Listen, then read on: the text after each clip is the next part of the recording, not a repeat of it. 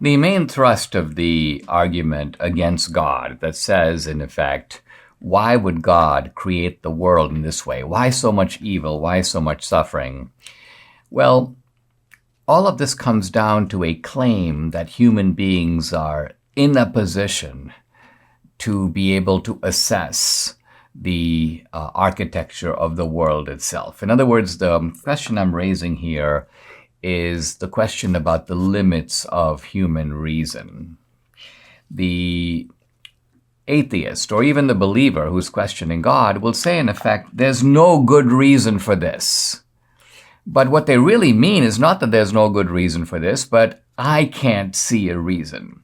And there's a huge difference between I can't see a reason and there is no good reason. So here is an atheist, William Rowe, academic, and he's in a famous article. He begins by describing a scene of a fawn, a little deer, dying in agony in a forest fire. He goes on and on with the description. And then he says this: is it reasonable to believe that there is some greater good to justify this suffering? And then he goes, it certainly does not appear reasonable to believe this. So far as we can see, the fawn's intense suffering is pointless. And the key terms I want to highlight are does not appear and so far as we can see. And by the way, in philosophy, there is something that is famously known as the no-seum argument. And the no-seum argument can be explained in this way. If I were to tell you that there's millions of bacteria in your eyes and in your ears and in your mouth, and you say, I no see them, well, that's called a no-seum argument. The fact that you don't see them doesn't mean they aren't there. In fact, you might need a microscope to see them. It may take special knowledge and special insight to recognize that this is in fact the case. But this is the limitation of the no-seum argument because it simply shows that you are not in a position to know something that is in fact the case. And by the way, these no-seum arguments occur all the time in ordinary life. You're in a shopping mall and you see a vehicle, if the passenger door is open, and you see an infant is strapped into a car seat, there's no mother in sight, and it seems unbelievably dangerous to leave a child like this. And so you're like, listen, I'm going to call the cops. This is a very negligent mom. She obviously doesn't even have any idea of what her parental responsibilities are. She's unfit probably to even raise children in the first place. Now, this is a perfect no-seum argument. As far as you can see, there's no good reason why the mom would leave her child unattended in a car seat in a car with the SUV door open. But just because you don't know the reason for it doesn't mean that there isn't a reason. There could be 10 reasons I can think of off the top of my head. We don't know the character of the mother.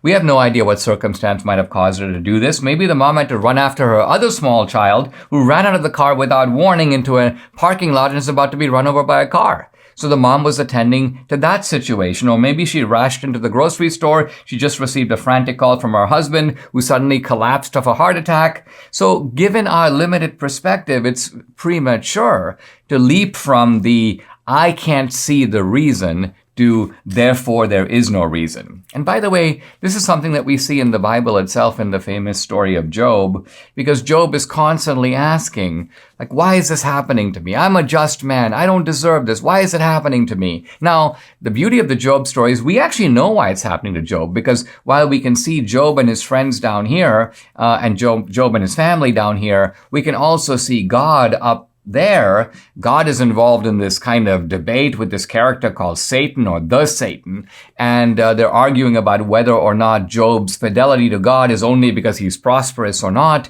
And so in a sense, God and this Satan enter into a bet over Job. So that's the real reason, by the way, that Job is suffering. It's not because of what Job did. So when Job says, I don't know the reason, it's not because there isn't a reason. We, the reader of the Bible, know the reason, but Job doesn't know it. And what happens at the end? Well, God shows up at the end and he talks to Job. And this is what God says.